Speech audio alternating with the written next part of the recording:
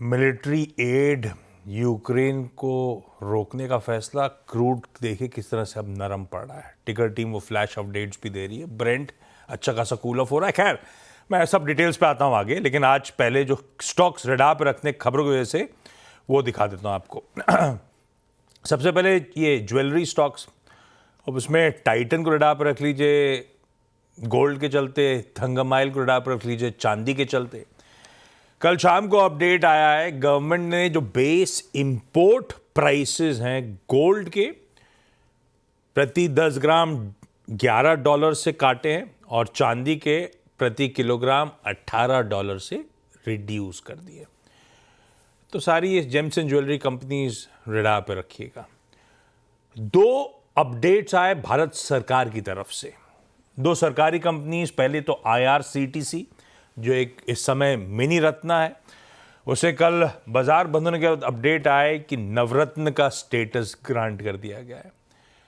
Basically board के पास ज़्यादा power आ रही है फैसले लेने की, ज़्यादा थ्रेशोल्ड तक अब ये लोग अपने फैसले खुद ले पाएंगे, ना कि मिनिस्ट्री का दरवाज़ा खटखटाने की ज़रूरत पड़ेगी। अच्छी खबर है। ऐसे ही IRFC को भी नवरत्न का स्टेटस कल मिला है। तो ये दोनों स्टॉक्स रडार पे आ गए।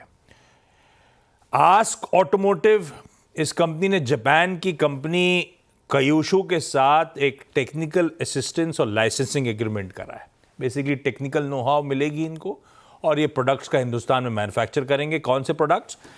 2 व्हीलर्स के लिए high pressure die casted alloy wheels बनाने का अब ये काम करेगी इस करार के बाद। भाई टैरिफ इंप्लीमेंटेशन आज की टॉप न्यूज़ है, जिसने कल यूएस का मूड वैसे ही बिगाड़ रखा था।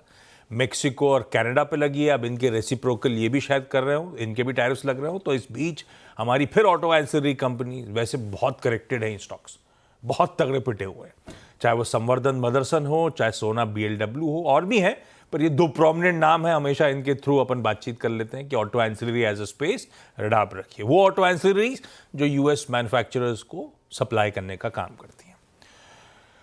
IEX का फरवरी मंथ का अपडेट आया है। इलेक्ट्रिसिटी का ट्रेडेड वॉल्यूम 9% साल दर साल बढ़ा है और ग्रीन मार्केट में ये कह रहे हैं हमने 85% की ग्रोथ अचीव करी, हालांकि वो बेस छोटा है। RBL बैंक ने कुछ अपॉइंटमेंट्स अनाउंस करे कल बाजार बंद होने के बाद। नए प्रेसिडेंट और head of branch banking and retail liabilities announce हुए नरेंद्र अग्रवाल साहब, और चीफ ऑपरेशंस ऑफिसर अपॉइंट हुए TS परी साहब। गोदरेज प्रॉपर्टीज, इनका एक पुराना 2008 का एग्रीमेंट था Travancore chemicals and manufacturing company के साथ उनके लैंड पार्सल को डेवलप करने का। वो 2008 का एग्रीमेंट कल अपडेट आया बाजार बंद होने के बाद कैंसिल कर दिया इन्होंने। कोफोर्ज की आज बोर्ड मीट है। स्टॉक स्प्लिट पर कंपनी का बोर्ड विचार कर रहा होगा। ₹10 की फेस वैल्यू करंट है इस समय। देखते हैं किस तरह का अपडेट आता है। खैर ये और भी स्टॉक्स हैं जो मैं डिटेल में अपन जब 8 बजे जुड़ेंगे मुनाफे की तैयारी में तब बातचीत करेंगे। सारे इंपॉर्टेंट थे जो सुबह सुबह अपन ने जान लिए। क्विकली छोटा सा ब्रेक के उस पर आज का बेहद इंपॉर्टेंट इवेंट्स कैलेंडर और साथ साथ कमोडिटी स्ट्रैटेजीज।